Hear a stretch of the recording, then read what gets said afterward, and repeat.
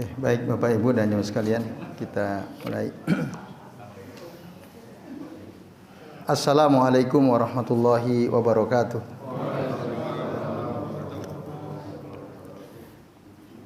Innal hamdalillah nahmaduhu wa nasta'inuhu wa nastaghfiruh. Wa na'udzu billahi min syururi anfusina wa min sayyiati a'malina. May yahdihillahu fala mudilla lahu wa may yudlil fala hadiyalah. Asyhadu an la ilaha illallah wahdahu la syarikalah wa asyhadu anna Muhammadan abduhu wa rasuluh. Allahumma shalli wa sallim wa barik ala Muhammad wa ala ali Muhammad kama shallaita wa barakta ala Ibrahim wa ala ali Ibrahim fil alamin innaka Hamidum Majid. Amma ba'du. Bapak-bapak dan ibu-ibu serta jamaah sekalian, rahimani wa rahimakumullah. Semoga kita semua yang hadir di majelis ini senantiasa dirahmati Allah Subhanahu wa taala. Amin ya Allah ya rabbal alamin. Alhamdulillah Bapak Ibu, pada malam ini atas izin Allah kita bisa berjumpa kembali untuk melanjutkan ngaji kitab Al-Aqidah As-Safariniyah karya Al-Imam As-Safarini rahimahullah. Dan pada kesempatan kali ini kita akan membahas pasal baru, yaitu pasal tentang keutamaan Nabi Muhammad SAW wa ulil azm dan ulul azmi wa ghairuhum wa ghairihim minal anbiya wal mursalin, dan keutamaan selain mereka dari kalangan para nabi dan para rasul. Nah, dalam pasal ini Al-Imam As-Safarini hanya menyebutkan dua bait saja, ya, yaitu bait yang ke-142 dan bait yang ke-143. Bagi Bapak Ibu yang membawa kitab, silahkan dibuka bait halaman 85 ya, 85. Pasal fi zikri fadilati nabiyyina Muhammadin sallallahu alaihi wasallam wa ulil azmi wa ghairihim minal anbiya'i wal mursalin. Nah, pada bait yang ke-142 Al-Imam As-Safarini mengatakan wa afdalul alami min ghairim tira, dan seutama-utama al-alam, alam ya, alam ini, yang ada di alam ini, wa afdalu ar-rusul, dan seutama-utama rasul min ghairim tira, tanpa ada keraguan. Imtira maksudnya syak ya, tanpa ada keraguan. Min ghairi syakin nabiyuna, yaitu nabi kita Muhammad sallallahu alaihi wasallam, al-mab'utsu fi ummil qura, yang diutus di ibu sebuah negeri ya, di ibu kota sebuah negeri, yaitu Makkah. Makkah disebut Ummul Qura, kota besar ya, ibu kota sebuah negeri. Wa ba'dahu, di bait yang ke-143, dan yang setelah beliau al-afdal, yang utama adalah siapa? Ahlul azm atau ulul azmi, para rasul ulul azmi yang memiliki keteguhan hati ya, dan sangat besar rintangannya. Ada 5 ya, 5 rasul. Parrusulu, kemudian para rasul, summal anbiya, kemudian para nabi yang lain, bil jazm, dengan pasti ya, mereka dengan pasti memiliki keutamaan. Nah, itu dua bait yang disebutkan oleh Al-Imam As-Safarini dalam bab ini. Nah, baik Bapak Ibu dan sekalian, penjelasan dari dua bait ini ya, bahwa seutama-utama manusia di alam ini adalah nabi kita, Nabi Muhammad sallallahu alaihi wasallam. Dari mana kita tahu bahwa dia seutama-utama makhluk, seutama-utama rasul? Dari pernyataan beliau, dari Nabi sendiri, dari Nabi kita sendiri Muhammad SAW, dalam hadis riwayat Abu Sa'id Al-Khudri radhiyallahu anhu, dan hadis ini dikeluarkan oleh Al-Imam At-Tirmidzi. Apa kata Nabi? Qala Nabi sallallahu alaihi wasallam, ana sayyidu waladi Adam yaumal qiyamati wala fakhr. Aku, kata Nabi Muhammad, sayyidu waladi Adam, pemimpin anak Adam, pemimpin manusia anak Adam. Yaumal qiyamah, pada hari kiamat, wala fakhr. Dan ini bukan kesombongan. Kata Nabi, wala fakhr, bukan untuk berbangga-bangga, bukan untuk menyombongkan diri. Nah, ini bapak-bapak dan ibu-ibu serta jemaah sekalian. Dari sinilah para ulama kemudian menyimpulkan bahwa memang Rasul itu adalah yang paling mulia, sayyidu waladi Adam. Dan beliaulah dalam hadis yang lain beliau menyatakan orang yang pertama kali mengetuk pintu sorga, diizinkan masuk sorga beliau. Nabi-nabi dan Rasul sebelumnya belakangan. Bahkan yang kedua saja umat beliau, yaitu Abu Bakar As-Siddiq radhiyallahu anhu, yang pertama kali memasuki pintu surga. Tetapi sayang Bapak Ibu dan jemaah sekalian, hadis ini dijadikan dasar ya oleh sebagian orang yang ya menambah-nambahi sholawat ya. Dasarnya ini. Kan ada di antara kita kaum muslimin ya menganjurkan untuk menambahi kata sayyidina pada saat kita membaca sholawat. Allahumma sholli ala sayyidina Muhammad wa ala ali Muhammad wa ala ali sayyidina Muhammad. Nah, jadi selalu ada kata sayyidina. Nah, kalau kita tanya dari mana antum kok membaca sholawat menggunakan sayyidina? Dalilnya ini. Karena beliau sendiri bilang, ana sayyidu waladi Adam. Gitu. Nah ini namanya al-istidlal ya. Laisa fi mahallih. Dia menggunakan dalil tidak pada tempatnya. Karena ketika Nabi ditanya oleh para sahabat, kaifa nusalli alaik ya Rasulullah, doa Rasulullah, arabna kaifa nusallimu alaik. Kami sudah tahu bagaimana cara mengucapkan salam kepada engkau. Walam na'rif kaifa nusalli alaik. Tapi kami belum tahu gitu, bagaimana cara bersolawat kepada engkau ya Rasulullah. Kan disuruh oleh Allah. Ya ayyuhalladzina amanu sallu alaihi wasallimu taslima. Hai orang-orang beriman, bersolawatlah kalian kepadanya, kepada Nabi Muhammad, dan ucapkanlah salam dengan sebenar-benarnya. Lalu para sahabat kan tanya, piye carane? Caranya gimana ya Rasulullah? Waktu itu Rasulullah terdiam Bapak Ibu. Beliau tidak langsung menjawab. Nah, para ulama menjelaskan karena Rasul menunggu wahyu. Caranya sholawat itu bagaimana? Makanya la yantiku anil hawa. Rasul itu tidak pernah berbicara dengan hawa nafsu. Andai kata pakai hawa nafsu barangkali ya. Ya udah kamu bilang Allahumma sholli ala sayyidina Muhammad. Tapi enggak. Padahal di sini Rasul mengatakan ana sayyidu waladi Adam. Tapi waktu ditanya bagaimana cara kami bersolawat kepada engkau ya Rasulullah, beliau diam menunggu.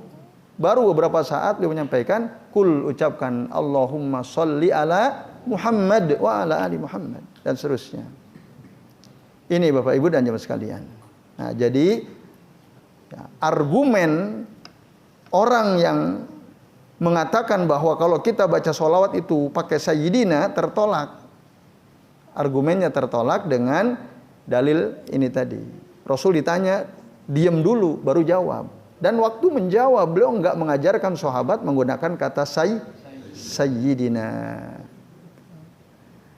Andai kata ini yang masru pakai sayyidina, maka niscaya Rasul akan mengatakan aqul, katakanlah Allahumma sholli ala sayyidina Muhammad. Walaupun memang betul beliau mengatakan ana sayyidu waladi Adam, tapi tidak pada tempatnya kalau menggunakan dalil ini lalu ditambahkan bahwa kalau kita membaca sholawat pakai kata sayyidina, tidak pas dasarnya. Dalilnya al-istidlalnya tidak laisa fi mahallih, tidak pada tempatnya. Ini Bapak Ibu dan hadirin sekalian. Nah, jadi mardud, dia tertolak itu argumennya. Lalu diperkuat lagi dengan akal, logika akal, pakai dalil akal. Loh, kita sama pejabat saja kan menghormati. Coba kalau kita ada acara misalnya, ada Pak Lurah lah, nggak usah wali kota, bupati, menteri atau presiden, lurah aja. Kita kalau ada acara, apa yang kita ucapkan? Kepada yang kami hormati, yang kami muliakan, Pak Lurah. Itu sesama orang, sama orang biasa aja begitu. Masa sama Nabi kita jangkar katanya. Gitu kan, alasan yang dibuat-buat. Nah, Bapak Ibu, itu pakai akal. Justru kita jangkar itu ketika tidak ngikutin Nabi, itu jangkar namanya. Nabi ngajarin begitu, kita malah nambahin. Itu yang jangkar itu. Jangkar itu apa sih? Nggak sopan ya. Iya, itu. Padahal la tuqaddimu baina yadayillahi wa rasulih. Janganlah kalian mendahulukan, ya. Mendahului Allah dan Rasulnya. Jangan. Itu ada larangannya. Nah, yang jangkar itu orang yang berani nambah-nambahin sesuatu yang diajarkan oleh Nabi, dan Nabi tidak mengajarkan hal itu. Jadi ini dalilnya yang mereka gunakan. Nah, maka makna daripada makna hadis ini, ana sayyidu waladi Adam yaumal qiyamati wala fakhar, menunjukkan bahwa Rasul adalah Nabi Muhammad adalah afdalul anbiya'i alaihi missalatu wassalam, alaihi mussallah wassalam. Dan para nabi memang bertingkat-tingkat Bapak Ibu. Masing-masing memiliki keutamaan. Keutamanya itu beda-beda. Maka dalam Al-Quran surah Al-Baqarah ayat 253 Allah mengatakan, tilkar rusulu faddalna ba'dahum ala ba'din. Itulah para rasul. Kami utamakan sebagian mereka di atas sebagian yang lain. Allah mengatakan begitu. Ada yang diutamakan, ada yang lebih utama, ada yang tidak lebih utama. Minhum, di antara mereka ada man kallamallah. Ada yang langsung diajak bicara oleh Allah. Wa rafa'a ba'dhum darajat. Di antara mereka ada yang ditinggikan derajatnya oleh Allah Subhanahu wa taala. Wa ataina Isa ibn Maryam al-bayyinat. Dan kami berikan kepada Isa ibn Maryam bayyinat, keterangan-keterangan. Wa ayyadnahu bi ruhil quds. Dan kami kuatkan dia dengan Ruh Al-Qudus atau Jibril. Nah, ayat ini menunjukkan bahwa memang fal anbiya war rusul yatafadhalun ba'duhum ala ba'din gitu. Tetapi semua mereka adalah nabi-nabi Allah, rasul-rasul Allah. Kita tidak boleh mengecilkan yang satu, mengangkat yang lain. Karena kesombongan tidak boleh. Nah, misalnya, Nabi kita Nabi Muhammad itu paling utama, yang lain kecil, yang lain. Nah, itu nggak boleh ya. Kita meremehkan para nabi yang lain. Gitu. Pernah di zaman Nabi, di zaman beliau masih hidup Bapak Ibu, terjadi perdebatan antara dua orang laki-laki.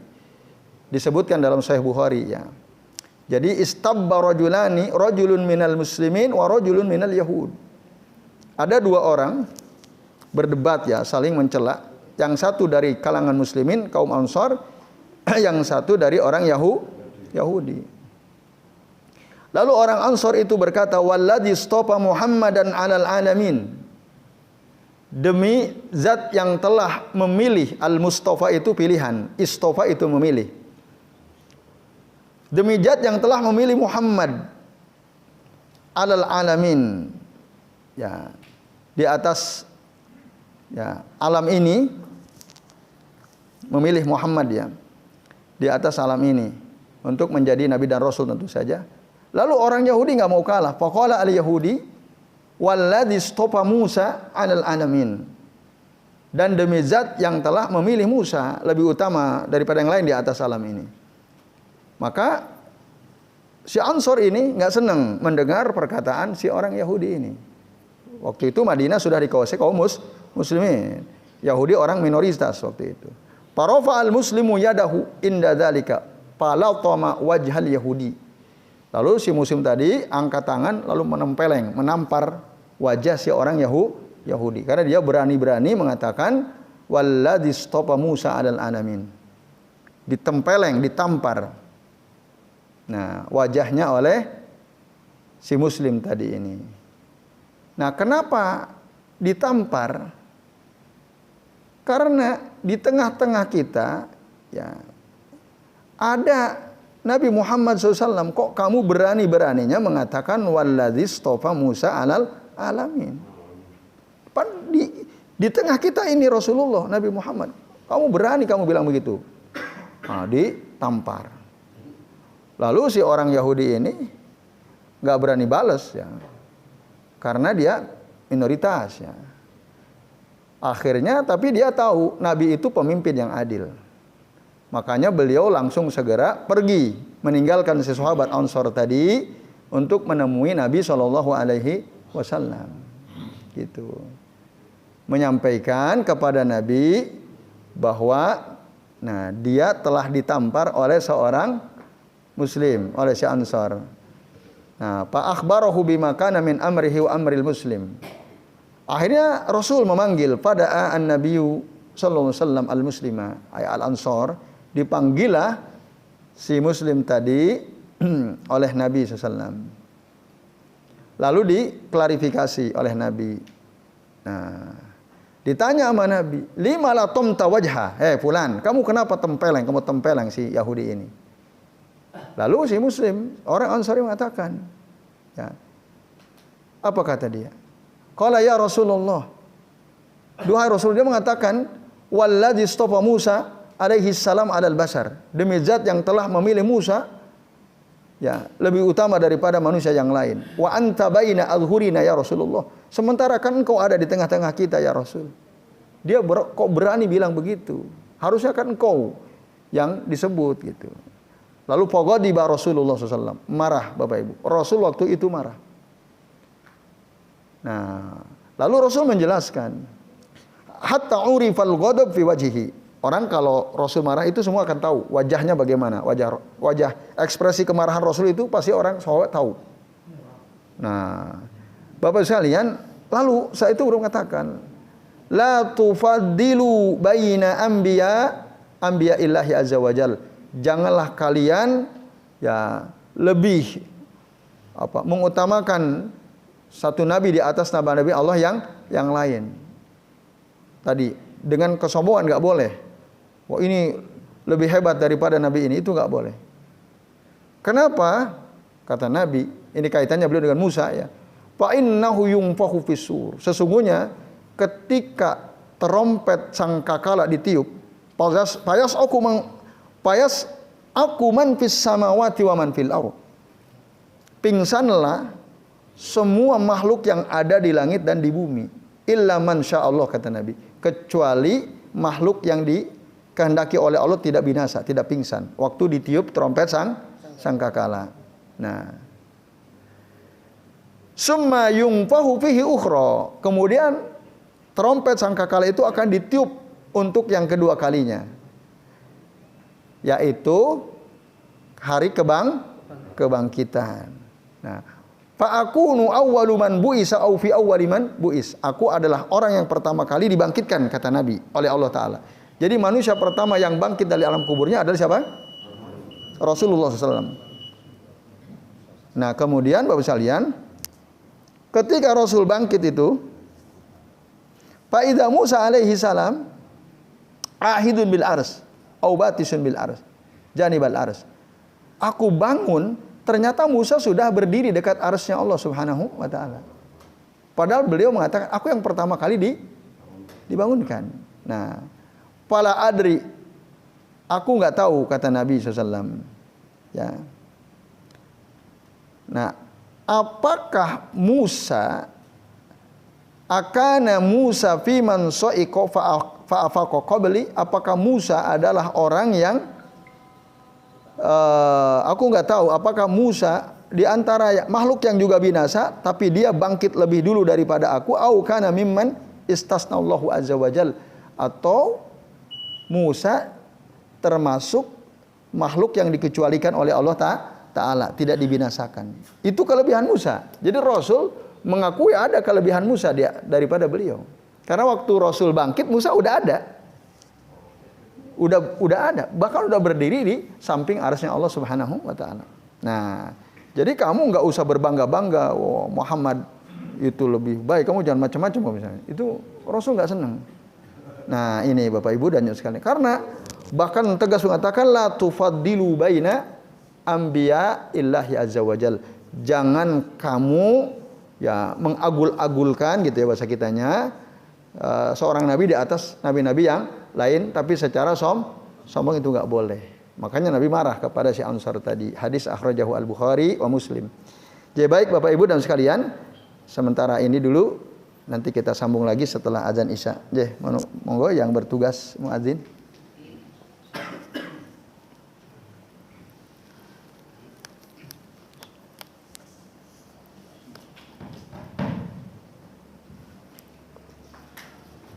Allahu Akbar, Allahu Akbar.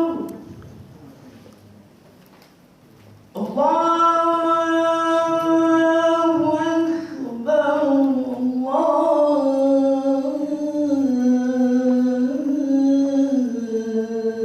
Akbar. Asyhadu an la ilaha illallah.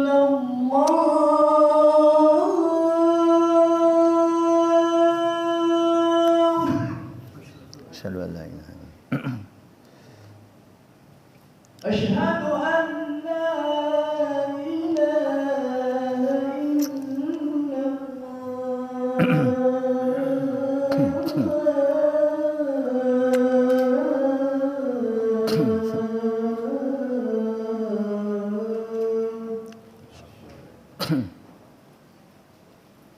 أشهد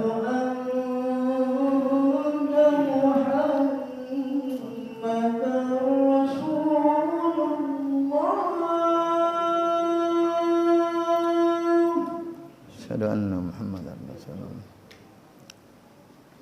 أشهد أن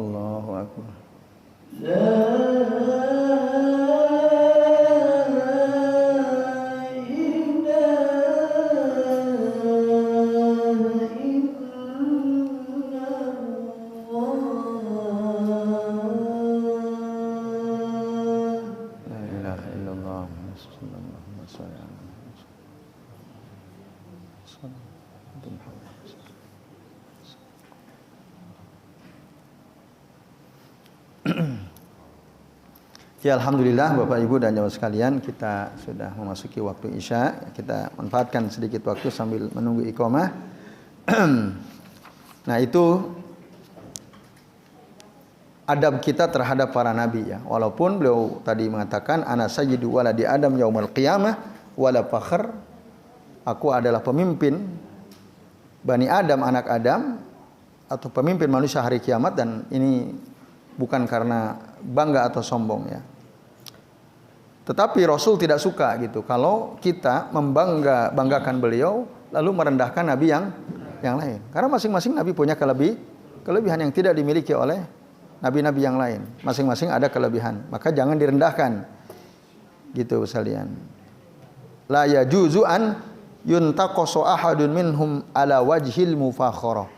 Jadi kita enggak boleh merendahkan, meremehkan salah seorang dari para nabi karena apa? Kesombongan terhadap nabi kita itu. Memang betul nabi kita itu paling utama, tapi kita tidak mengatakan itu sambil meremehkan nabi yang lain. Jangan seperti itu. Karena nabi melarang la tufaddilu baina anbiya'illahi azza wajalla. Janganlah kalian melebihkan di antara para nabi-nabi Allah azza wajalla.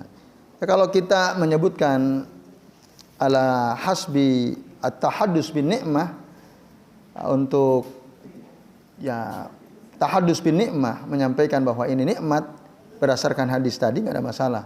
Ya, alhamdulillah nabi kita Muhammad ini adalah nabi yang paling utama misalnya. Tapi tidak merendahkan yang lain, maka itu dibolehkan. Jadi yang nggak boleh itu meninggikan Rasulullah tapi merendahkan nabi yang, nah itu yang tidak boleh, Bapak Ibu dan sekalian. Bisa dipahami batasannya ya. Nah itu. Kemudian tadi katakan bahwa nabi itu, semua nabi Bapak Ibu lahir di Ummil Qura, di kota besar para nabi itu. Nah ini. Nah, di antara disebut wa hadhihi hiya sunnatullah azza wajalla an yab'atsa ar-rusula fil qura.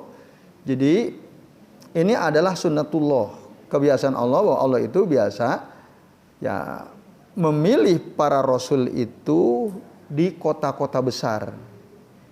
Tidak di kampung-kampung. Jadi kalau ada nabi muncul dari kampung terpencil itu tidak mungkin. Ya. Tinggal di kampung terpencil lalu ngaku nabi lagi zaman sekarang. Ini lebih parah lagi ya. Nabi itu pasti diutus oleh Allah di kota besar. Ya contohnya Rasulullah. Semua nabi seperti itu. Nah, dan itu ditegaskan oleh Allah dalam surah Al-Qasas ayat 59. Wa ma kana rabbuka muhlikal qura hatta yab'asa fi ummiha rasula. Dan Allah tidak mungkin menghancurkan suatu negeri sampai Allah utus dulu di ibu kota negeri itu seorang rasul yatslu alaihim ayatina, yang membacakan kepada mereka ayat-ayat kami.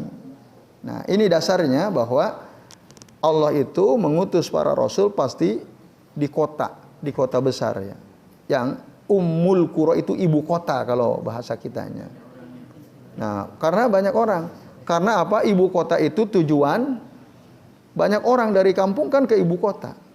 Sehingga syariat Allah itu akan mudah dikenal oleh banyak orang, akan mudah disebarkan. Karena di pusat kota. Itu sebabnya, alasannya. Nah, ini. Bahkan di dalam surah Asy-Syura ayat 7 Allah katakan litunzira ummal qura wa man haulaha. Supaya engkau Muhammad memberikan peringatan kepada ummal qura, penduduk yang ada di ibu kota, di kota dan orang-orang yang ada di sekitarnya. Nah, ini ya itu yang dimaksud fi ummil qura, Bapak Ibu sekalian. Nah, maka dengan demikian mudah ajarannya, syariat yang Allah berikan, sampaikan kepadanya, intasyara khabaruhu fil afaq. Tersebar informasinya ke seluruh penjuru bumi. Nah, itu. Jadi nggak mungkin dia tinggal di desa terpencil. Nah, kemudian wa ba'dahu al-afdalu ahlul azm. Setelah beliau, ya kalau diurut yang paling utama nabi itu, rasul itu Nabi Muhammad. Yang kedua urutannya ulul azmi. Nah, ulul azmi itu Allah sebutkan dalam surah Asy-Syura ayat 13. Syara'alakum minad dini ma wassa bihi Nuha. Telah disyariatkan Allah untuk kalian dari agama ini apa yang Allah wasiatkan dengannya kepada Nuh. Walladzi auhayna ilaika, dan apa yang telah kami wahyukan kepada engkau Muhammad, wa ma wasaina bihi Ibrahim, dan apa yang kami wasiatkan dengannya kepada Ibrahim, wa Musa wa Isa, an aqimu ad-din, Musa Isa supaya menegakkan agama. Nah, haulaihum ulul azm, mereka itulah ya para nabi dan rasul yang masuk kategori ulul azmi. Ulul azmi itu para nabi dan rasul yang memiliki keteguhan hati. Seberapapun tantangan beratnya, mereka tetap sabar menghadapinya. Maka Allah menyuruh Nabi kita Muhammad SAW untuk bersabar seberat apapun tantangan yang beliau hadapi. Dalam surah Al-Ahqaf ayat 35 Allah katakan, pasbir kama sabara ulul azmi minar rusul. Bersabarlah engkau Muhammad sebagaimana bersabarnya para rasul ulul azmi, ya, para ulul azmi dari kalangan para rasul. Nah, itu. Baru di bawahnya ada ar-rusul summal anbiya, para rasul, kemudian para nabi. Itu urutannya, ya. Nah, itulah dia akidah ahli sunnah wal jamaah. Jadi kalau bagaimana akidah ahli sunnah wal jamaah tentang keutamaan para nabi? Maka jawabannya, dalam pandangan ahli sunnah wal jamaah, nabi dan rasul paling utama itu adalah Nabi Muhammad. Gitu. Lalu setelahnya ulul azmi. Lalu setelahnya para nabi dan rasul yang lain. Ini min aqidati ahli sunnah wal jamaah an fadilati al anbiya war rusul, ya, tentang keutamaan para nabi dan rasul. Kalau ada orang berpandangan, oh enggak, yang paling utama itu rasul misalnya Musa. Nah, ini bukan ahli sunnah. Kalau ada misalnya, alasannya apa?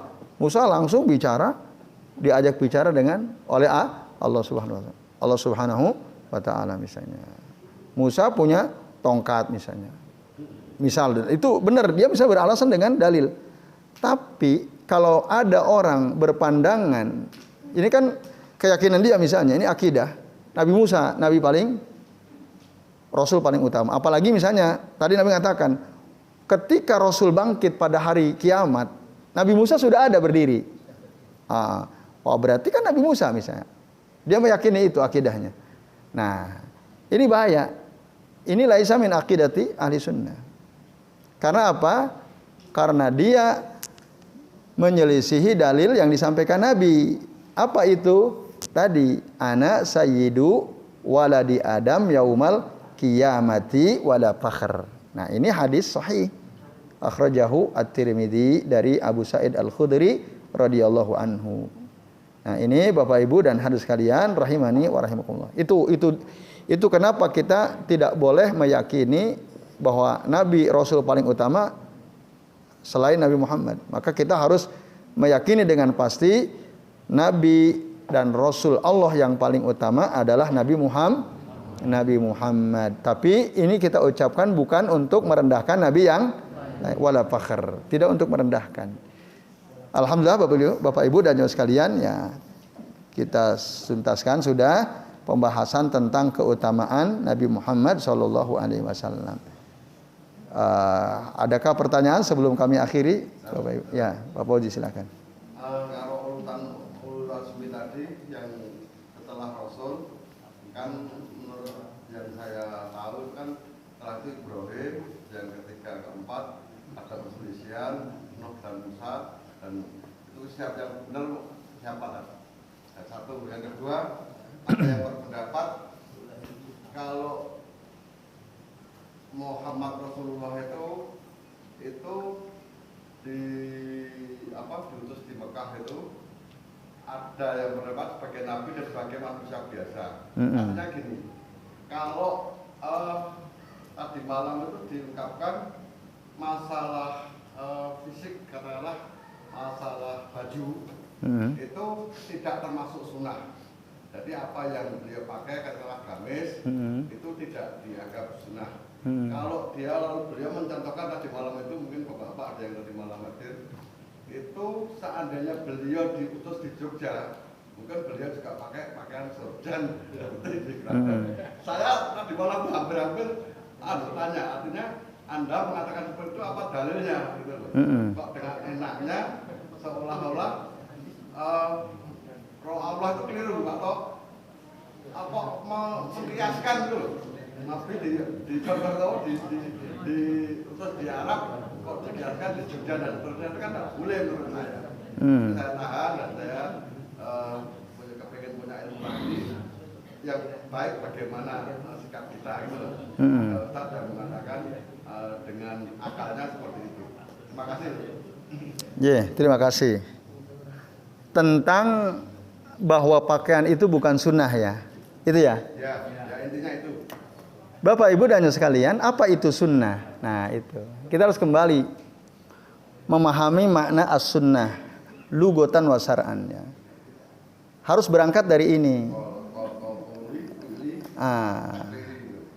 Jadi, nah itu nanti kalau itu hadis lebih spesifik lagi. Hadis itu ma'udifa ilan nabiyyi sallallahu min qaulin au fi'lin au takririn.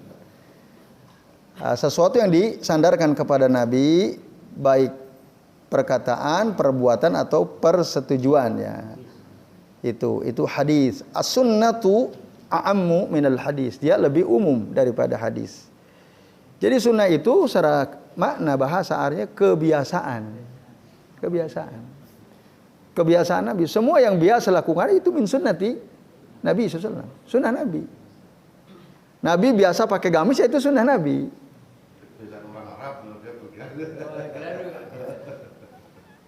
Memang beliau ada di Arab, tapi beliau ya biasa memakai baju gamis misalnya. Ahabbus siyab ila Rasulillah SAW al-qamis ya. Pakaian yang paling disukai Rasul adalah gamis kan gitu. Kata Aisyah radhiyallahu anha kalau tidak keliru ya. Nah, jadi kalau ditolak secara mutlak bahwa berpakaian itu bukan sunnah Nabi tentu keliru. Karena itu kebiasaan Nabi SAW. Nah, cuma memang sunnah itu ada yang bernilai ibadah gitu, ada yang dia nilainya mubah saja. Artinya kita tidak mengikuti nggak ada masalah. Nah, itu ada sunnah yang ya kita harus berusaha untuk mengikutinya. Nah, yaitu sunnah-sunnah yang berkaitan dengan masalah ibadah. Ada sunnah kebiasaan Nabi ya dalam hidupnya, gitu. Termasuk diantara tadi pakai baju, pakai sendal, gitu ya. Nah, tapi ulama usul fikih mengkategorikan sunnah-sunnah yang masuk kategori pakaian itu namanya as-sunnah al-mukammilah, sunnah penyempurna. Apabila kita ikuti, tentu itu baik. Sebagaimana Abdullah bin Umar ya, radhiyallahu anhu. Beliau itu ingin selalu sama persis seperti Nabi. Gitu, bajunya, sendalnya, pengen sama seperti Nabi. Itu. Ya, misalnya, ya itu berarti kita yang berusaha ingin dari semua aspek seperti Nabi itu sama seperti Abdullah bin Umar, ingin selalu sama dengan Nabi. Nah, ini misalnya. Jadi Nabi itu betul-betul idolanya. Apapun yang dipakai Nabi, beliau ingin sama seperti itu. Pakai imamah, pakai gamis. Itu suatu kebaikan, gitu. Itu suatu kebaikan ya. Gitu. Cuma kalau ada orang nggak pakai imamah, nggak pakai gamis, jangan dicela. Nah, itu juga ya. Wah, kamu nggak, karena ada Bapak Ibu, saudara kita sebagai kaum muslimin mencela ustadz-ustadz yang nggak pernah pakai gamis itu dicela. Ini ustadz nggak beres tuh. Ada ya, nggak nyunnah itu. Itu keras sekali itu. Saya pernah dengar rekamannya gitu ya. Ada ustadz yang mencela ustadz yang nggak pernah pakai gamis. Nah, gitu. Enggak, itu bukan celah untuk mencela. Jadi kecuali kalau ada ustadz nggak pernah sholat jamaah, wah itu baru celah tuh. Nah, kalau ada ustadz nggak pernah pakai gamis, ya mungkin dia nggak punya gamis, iya kan? Mau beli mungkin uangnya nggak ada kan? Nah, atau mungkin kurang nyaman dan seterusnya. Tapi dia tetap mengakui bahwa Rasul itu paling senang pakai gamis. Jadi itu Pak Fauzi.